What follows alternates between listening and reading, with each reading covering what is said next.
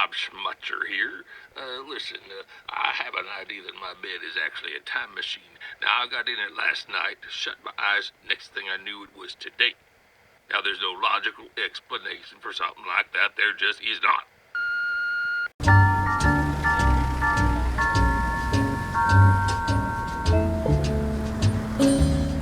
Calling George Meade, I was about to introduce a feature that Wally Ballou made last Saturday. This is a tape that he made while he was killing time, waiting for the parade to start. Would you roll that, please? Wally Ballou killing time here before the parade starts. There's some 30 or 45 minutes before any actual action takes place, so I'm going to chat with a gentleman here who seems to be in a rather unusual line of work. He's wearing a uniform and bearing firearms. I understand it, sir, though you're not a member of any branch of our nation's armed forces. No, not in the federal sense of any of the things like you get drafted for, anything like that. Right. Actually, I'm employed by the city. I'm what is known as a policeman. A policeman. And are there others with that same title here in New York who make up some kind of a local militia or what? Well, yes, there are other policemen in New York besides myself, but we're not exactly what you'd call a militia. I mean, a militia would mostly wait around to fight off invasions, put down revolutions and things like that. But that's not what policemen do. Well, your group doesn't care about invasions and revolutions? Would I be correct saying that? Well, I wouldn't want to go on record as saying we don't care about them. It's just that the average policeman spends more time hunting for criminals, see? How's that so? Well, how do you know where to hunt for them? Well, I don't know we hunt for them in any special place. Usually we just wait for people to call in and tell us about crimes that have been committed, and then we start hunting around for the criminals. You know, neighborhood places like that. Why do people bother to call you? Don't they have the necessary license to hunt for criminals themselves, or have most of them already bagged their limit for the season, or just what's the story there? Well, it's not exactly a question of having a license, and there's no quota on the number you can get. It's just that most people don't particularly want to go out and hunt for criminals. They'd rather call a policeman and have him do it. That's a lucky break for you policemen, having the field all to yourselves that way. I suppose the government pays you a bounty for every criminal you get? No, it doesn't work that way at all. No, we just pay the regular salary. If it doesn't make any difference how many criminals we shoot or anything. Well, it just takes the sport out of the thing, doesn't it, a little bit? Well, to tell you the truth, the city isn't really too hot, about having us to shoot people like that. Oh. In fact, the police official prefers to bring them in alive. Do the officials have some sort of a plan for putting them on display in one of the parks where people can feed them peanuts? No, the city doesn't put its criminals out where you can feed the peanuts. In fact, most of them aren't even kept here in town. They're sent away up the river somewhere. Oh. And then the people up there eventually turn them loose again. And then that way you police would have a chance to hunt for the same ones more than once. Well, sometimes. Of course, when they're turned loose, we have to wait for them to commit another crime. Sure. And start hunting for them again. Otherwise, they're not criminals anymore. Well, I don't know. I don't want to offend you, but it sounds kind of silly to me. I'm certainly not surprised that the idea hasn't caught on in any other city. Yeah. Thinking back over the way I described it to you, I'm inclined to agree with you. Now, if you'll excuse me, I have to go down and turn the switch down at the corner so the light will change color every 90 seconds. Well, what in the world has that got to do with hunting criminals? I don't have the slightest idea. Goodbye. This is Wally Ballou covering the parade. I'll have more reports with my broadcasting partner, Artie Skermahorn, a little bit later. Now back to the studio. I think right now we should play those tapes that were brought in by Wally Ballou. That's right. This is the 4th of July parade description that Wally and his broadcasting partner, Artie Skermahorn, covered. Was this on the air at all, this broadcast? It was made for use today. I hadn't heard it, though. Okay. Well, is the tape ready to go? Okay, let's hear it. This is radio's highly regarded Wally Ballou, winner of 16 Diction Awards, greeting you from the 4th of July parade here in New York City. Before describing any of the activity here, I'd like to introduce and call in from his vantage point my broadcasting partner, Artie Skermahorn. Can you hear me, Art? Skermahorn here. Thank you, Wally. Yes, this is Artie Skermahorn, here to assist Wally Ballou in the broadcast of the annual 4th of July parade. I see a... Excuse me, Artie, this is Wally Ballou again from my vantage point. I hated to interrupt you, but there is a band rounding the corner, heading across. Let's go down and pick up... No, I'm afraid we missed that music. Is there anything going on at your point, Artie? Up at this end, Wally, we have a group of children parading by now, and there's, yes, a band in back of them. So, engineer, let's swing down and... Same thing seems to have happened here, Wally. Back to your vantage point. Better luck next time, Artie Skermahorn. Oh, wait a minute. There is a band now, and I think if we swing our parabolic microphone down, we'll catch it. A little bit. Fine. Artie, can you describe the view that you're looking at right now? Hello? Yes, Wally, I could. It is a beautiful day. I can count, let me see, must be 1, 2, maybe 15 bricks placed one on top of the other. And this has been carried on in some sort of a sequence so as to make what I would call a wall. Artie, excuse me, this is Ballou again. I think you're describing the wall. If you turn around, I think the parade is behind you, Art. Will you try that, please? Right. You're so right, Wally. That's true. And there's a band coming, so let's swing down now and pick up some of that exciting martial music, shall we? You missed most of that, Artie. This is Wally Ballou, back at my vantage point. Right now, there seems to be some trouble. 44th Street heads into... Let me interrupt just a moment. There is a break here on 44th Street. It doesn't carry all the way through. It's necessary for the route of march to go through Grand Central Terminal. So that will be a delay, more or less. Well, what do you think of that? I don't think we should put it on the air at all. No. So, they didn't cover anything. No, I don't think we'll broadcast that. Anyway, that was the big 4th of July parade. You want me to do the introduction again today, Ray? You're Kent Lyle Birdley? Or who are you? I was the announcer assigned to sit around here. Do it again, please, will you? Now, once again, Bob Elliott and Ray Golding present the CBS Radio Network.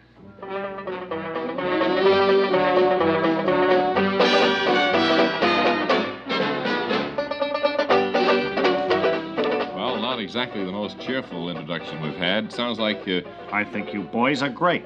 Don't make any mistake. No, it's just the way you say And things. I love the network. You know, your voice would indicate that you were angry with either Bob and Ray or the network or both. Furthest thing from my mind. No, it's just the impression. Isn't that funny? Been here for years and loved every minute of it. Yeah. It's funny how some people give the wrong impression, and they go through life, people saying that person's egotistical or different or indifferent, and actually he's... Just his style, yeah, his way, that's all. It's distinctive. Self-conscious or something. Well, I'll just go over and sit down. okay, see that you do. And I hope you're comfortable. Don't get that way, Ray. No, I'm just trying to show you how you sound. See? Oh. Did you break that chair? Yes, it looks like it's broken. Uh-huh. But I'll pay for it. Okay. Now, are you really mad or just... No, I'm not mad. It's hard to figure you out, sir. But for a minute there, without looking at him, I thought it was Kent Lyle Birdley. Hello, Ray. Oh, here he is, though. This is really Kent Lyle Birdley. I'd like to go into a little discussion if you have the time, and which we didn't have time to go into yesterday, Ray, concerning Wally Ballou and his special events coverage. Right. Isn't your week up? You're walking around money running out yet? Ray, I'm on my own money now, pal. Oh. And I thought I'd stay here in Big Town a while. How's that? You're on your own money. You've Had a letter from home. Oh? So I'll be able to stay here probably until I get my feet on the ground. Uh-huh. What were you saying about Wally Ballou? Well, I just thought that coverage that he did of the parade yesterday was a bit off the beam from being truly professional. Well, would you blame that on Wally Ballou, or would you blame it on Skirmahorn, or the engineer, or the producer, or whoever was responsible? Ray, for I it? think your engineers do just a grand job, and I wouldn't want to say anything about any one of them. I can't believe that they could have... really plays it cool, doesn't he? They could have caused any... Hi, Wally. Come Hi, on. Ray. We're on a stroll. Wally, Hello, Kent. you know Kent Lyle Birdley. Yes. He was just making some... Hello, Wally, pal. Kind of sideways swipes at your That's broadcast. So? How do you mean? What did you like about it? Well, it was... Just seemed to me you didn't know what you were doing up there, and I was just calling it to the boys' attention. I wonder if you two fellas could go out in the airlock. Well, I knew what I was doing. And It while was you just go out the engineers, there. Bob, couldn't you quite come know. forward and do a Fritos Yes, but I didn't corn think chips announcement for us. Okay. Okay, singers, if you would.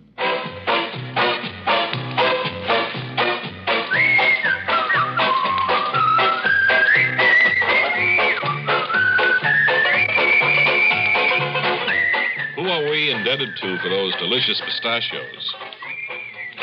Howie Sumatra, I think, brought those in about a week ago. We're just working on the second can here today. Howie, they're very Thank you pleasing. very much. How's your singing coming? Not bad. I still go every night, and What do you mean? You make the round of the clubs to catch singers? no, I go over to the professor who's teaching me how to sing. Could you give us a sample free of how a teacher Well, I teaches just singing? give you some vocal exercises. Nee, nee, nee, nee. What's that, for the nasal? That's to see if I have any adenoids. Mm-hmm. And then how about the wall? Well, that one, too, is...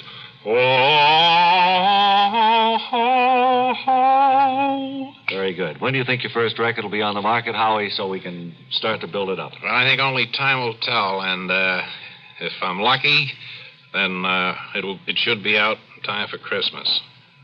Well, that doesn't give you much time. Do you know that we are concluding our 60th consecutive broadcasting day here at CBS? You're a 60th?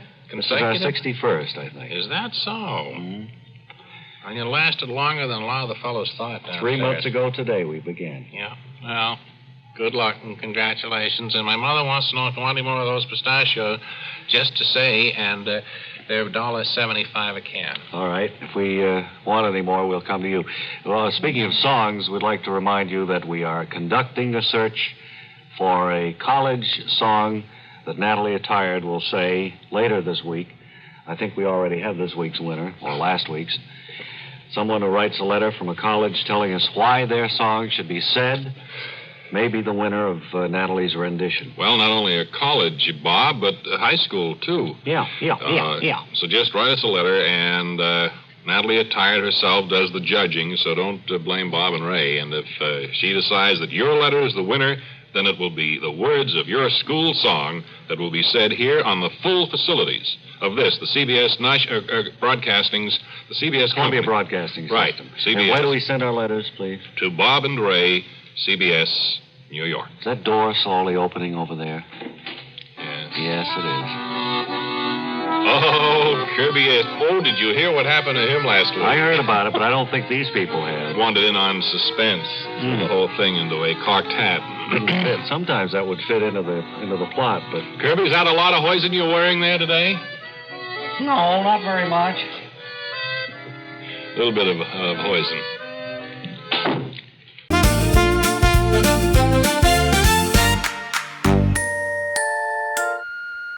Bob Smutzer here.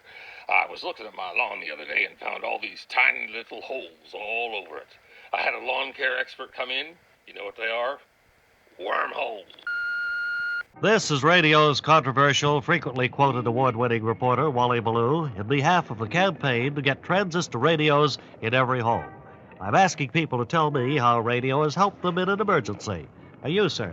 Well, you've got the right guy to ask about radios in an emergency situation. How's that? I'm disaster-prone. I've stumbled upon almost every calamity in the last 50 years. Go ahead, name a disaster, any disaster. Well, Hurricane Betsy. I was right in the eye of that one. Did a transistor radio help you there? It told me what was happening every minute. I even heard myself being rescued on the radio. How about the big blackout? At the time, I was wearing a towel in a steam bath, listening to my transistor. It kept me calm and stopped me from running out in the street that way. That would have been embarrassing.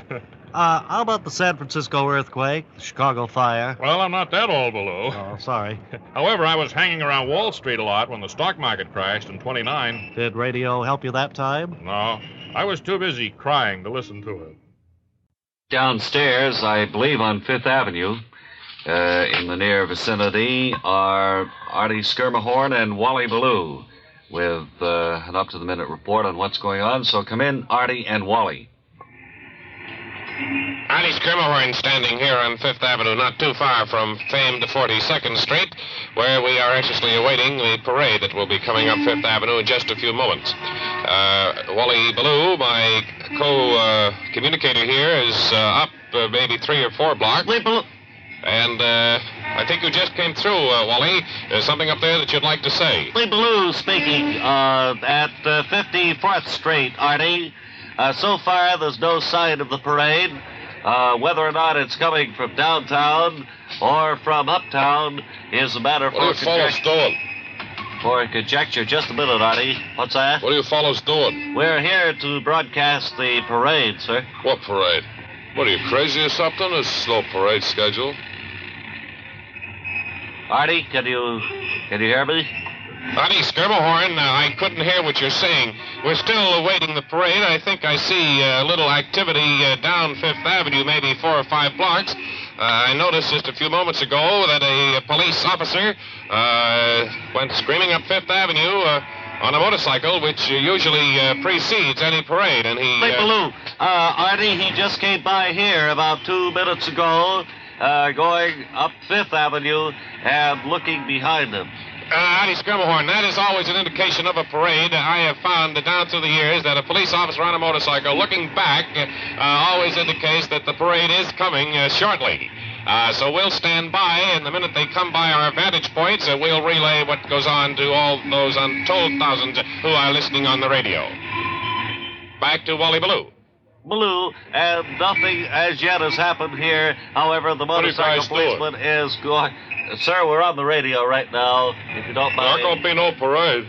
Back to... First gentleman I've ever seen come into a studio wearing carpet slippers. There aren't many broadcasters in that category, and I think Stan does. Right. To be quiet used to be, very important in radio.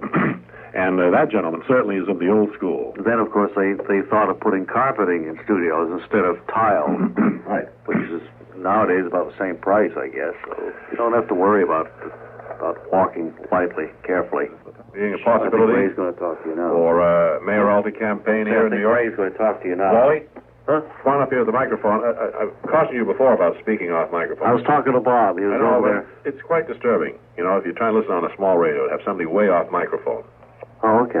Okay. Now, what do you think about, well, for instance, food prices and things like that? That's one of the first things I would tackle, certainly, if I became mayor. And I haven't decided whether I'm going to run for mayor or not. I want that perfectly Well, clear. Robert Wagner hasn't either, so you're in the same boat. I'm going to wait till I make my own decision, then I'll make the announcement officially to you and everybody else, as I said before. However... I hope you'll give it to WOR first, though, as an exclusive. I certainly would be happy to do that. All right. I think what the only answer to the high cost of food is to go back to the Victory Garden idea.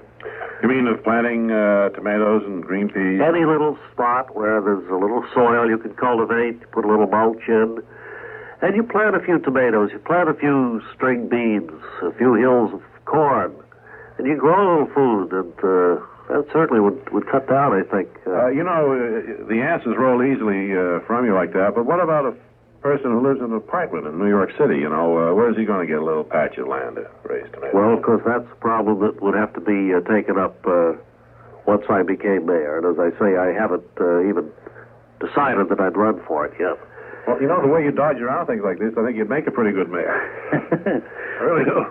What I was going to tell you about, Ray, was that I was speaking with Artie Skirmahorn just moments ago, and if I should decide to run for mayor, he has more or less come out and decided he'd run for controller. You mean he'd fill out your ticket and run for controller? Right.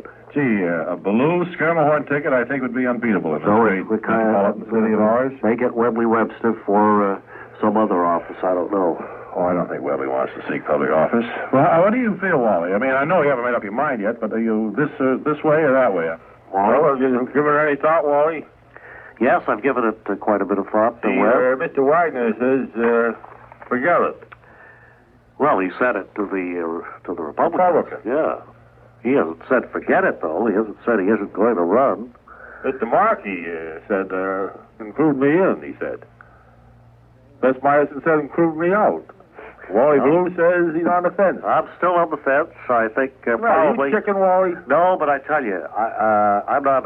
I don't go into astrology at all, but I do have certain feelings like hunches from time to time. And I always feel that important announcements are better the first part of the month, since we've only got one more week left in this month, and it ends very neatly on Saturday, the 31st. Right? I think it'd be kind of ridiculous for you to announce anything on April Fool's Day. April Fool's Day would be stupid. I don't think that makes too much that's sense. Sunday. I don't make any announcements on Sundays anyway. That's the day Mayor Lindsay's on television anyway, isn't it? Yes, I believe it is. So I think maybe come next Monday, which will be the 2nd day of April, I think that will be the day that I will make my decision. And Well, you'll have all next weekend to think about it, right? and all this week, Yeah. too. And the entire weekend to sit and dwell on it. But so does ex-Mayor Wagner. That's right. Is that right, Wally? As I said, we've been discussing whether or not this would be the weekend to make the announcement, or whether I should wait. Whether it's more politic to make it over a weekend when many people are out of town. The weather's good. That's not a very good time to announce anything. I think maybe the first of the week, real early Monday morning, would be the time. I'm going to consult with my campaign committee, with my backers, with my financial advisors. How much money does it take to run for mayor? Have you given it any thought, Wally? It takes a great deal. It does? And It takes more than guts. Financially, it takes quite a bit. Where then are you looking for your financial support? I have no worry about that. I hope you're not looking to Bob or myself, because we just don't have money for frivolous things like that. No, that is the word, exactly, frivolous, Wally. The fact that you'd even think of doing this is your own. It's your own thing. I know, I'm my own man, and I'm going to make my own decision when the time comes. And Let's have a commercial. Of course you're your own man. I say, we have a nice letter from Mrs. Sands over in Upper Montclair, New Jersey. You know, that's the home of Dr. Darrell Dexter. I know it is. Great Komodo dragon expert. And she says that she's never seen him walking a dragon on the leash, although she has seen a raccoon on a leash on Park Street in Upper Montclair. Mm-hmm. Well, anyway, thank you. She's originally from Herkimer, New York, one of our great towns. Great apple knockers up that way, and real fans of our stump jumpers. A lot of ridge runners there, too. Right. And it's good to hear from her. And we will be hearing, incidentally, from Dr. Darrell Dexter one of these days. I guess a lot of you are familiar with him and his work with the Komodo dragon. One of the rare, he's the world's largest living lizard, actually. The Komodo dragon is? The dragon, yeah. I thought you were referring to Dr. Darrell Dexter. No. Well, everyone has assembled here in Studio 3 at WOR for the long-awaited news conference, where Wally Ballou, I might point out that his name is Wallace Ballou. Mr. Wallace Ballou will make an important announcement. I might point out that he's nicely turned out in a dark blue sincere suit, shirt and tie, and highly buffed black shoes. Anytime you're ready, Ray. He's had his hair. They're all here. He had his hair cut and trimmed, and he's accompanied by the very charming Mrs. Hullabaloo and little boy Ballou, who are at his side. So let's go up to the front of the studio and the voice of Wally Ballou. Lee Ballou, and I want to first of all welcome all of you news people to this conference and ask that you keep the questions short because of the time problems that our program has. First of all, let me answer one question, which will... Hello? Yes? Do you know how the Mets came out today? No, I haven't been following anything except thinking about this campaign. And Ray, I don't think I need any questions from you. Run or not? I'm going to answer that right now, and that is, the answer is yes. I am going to run for mayor of New York City. I will be...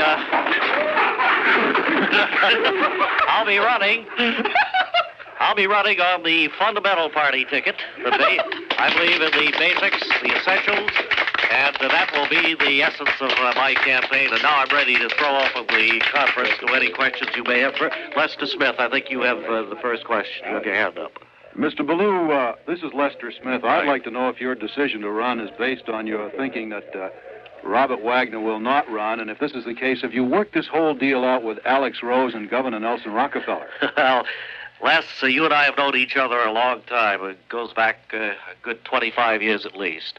And I have worked no deals with anyone. I'm my own man. I'll be running the campaign on my own. I'll be accepting advice naturally from those who are in a position to give it.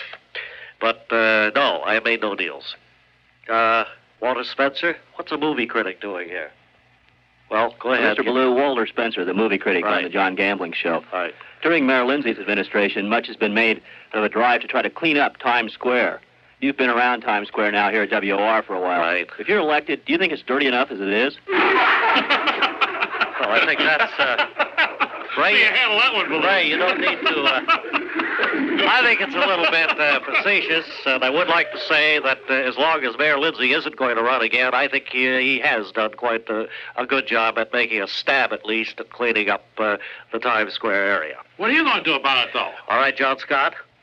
Mr. Blue, I do not want to ask any questions. That's not John Scott. But I have one in mind. What subway would I take to go to the Bronx? Well, I'm sorry, I can't answer that. I haven't looked into the subway situation too clearly. Well, you can't look in. They're all covered with writing and everything. Yes, right. John Scott, go ahead. I think you had a question. Mr. Ballou, in 1968, Mario Procaccino promised that he would push methadone if elected mayor. Will you do as much?